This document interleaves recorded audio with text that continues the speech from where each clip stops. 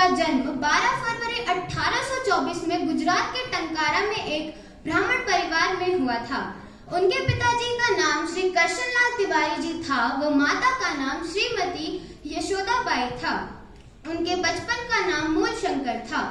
एक दिन जब वे 14 वर्ष की आयु में अपने पिताजी के साथ शिवरात्रि की रात को शिव मंदिर जा रहे थे तो उन्होंने वहां पर देखा कि शिवलिंग पर कुछ चूहे उत्पात मचा रहे हैं, वो वहां रखा भोजन भी खा रहे हैं। तब उनके मन में एक विचार आया कि जो ईश्वर अपनी सहायता स्वयं नहीं कर सकता, उससे हम क्या अपेक्षा रख सकते हैं। इस घटना ने उनकी पूरी तरह से जिंदगी बदल डाली और वे आत्मज्ञान की प्राप्ति के लिए उन्होंने अपना घर छोड़ दिया। भटकते भटकते उन्हें विरजानंद जी का आशीर्वाद मिला और विरजानंद जी ने उन्हें अपना शिष्य बना लिया। जब उनकी शिक्षा पूरी हो गई तो विरजानंद जी ने गुरु दक्षिणा के रूप में उनसे कहा कि जाओ और पूरे देश में वेदों का प्रचार करो। स्वामी दयानंद सरस्वती विरजानंद जी का आशीर्वाद लेकर पूरे देश में भ्रमण करने के लिए निकल गए।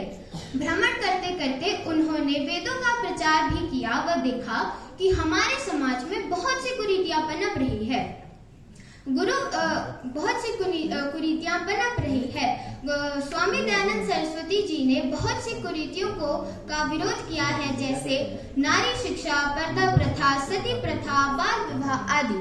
नारी शिक्षा। प्राचीन काल में नारियों की दशा बहुत ही दयनीय थी।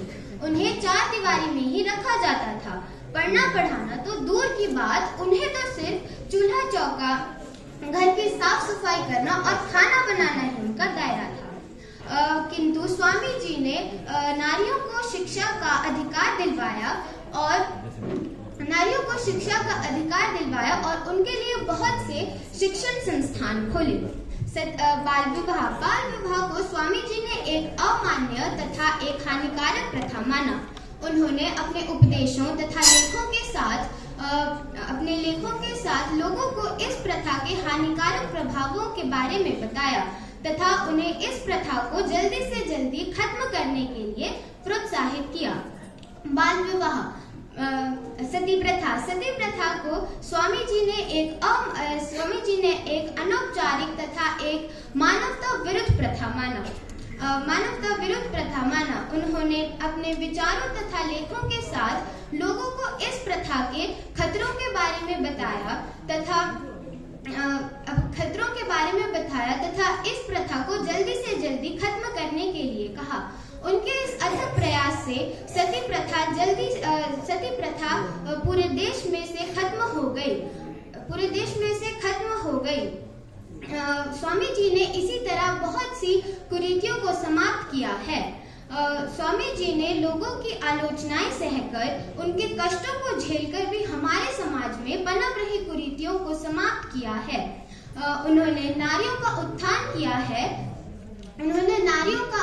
किया है और हमारे देश में बढ़ रहे पाखंड तथा अंधविश्वास को भी खत्म किया है।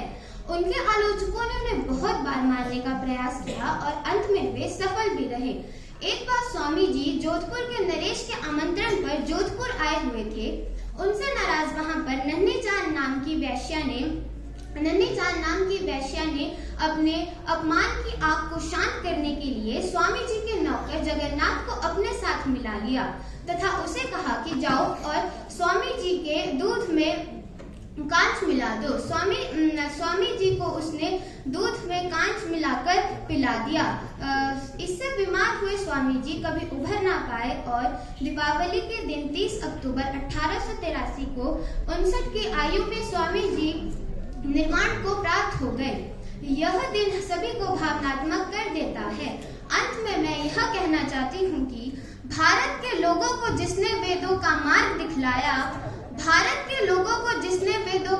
दिखलाया वह भारत माता का लाल स्वामी दयानंद सरस्वती कहलाया। धन्यवाद। भूषण ज्वेलर्स सोलन, प्रदेश और देश भर में जाना पहचाना नाम। भूषण ज्वेलर्स, लोअर बाजार, Solan, Himachal Pradesh.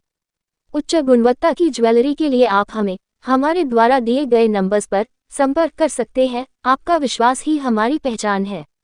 Delhi world public school, Chail road, Kotla, तहसील कंडाघाट, जिला सोलन, हिमाचल प्रदेश। एडमिशन शुरू हो चुकी है। आप हमें हमारे द्वारा दिए गए नंबर्स पर संपर्क कर सकते हैं।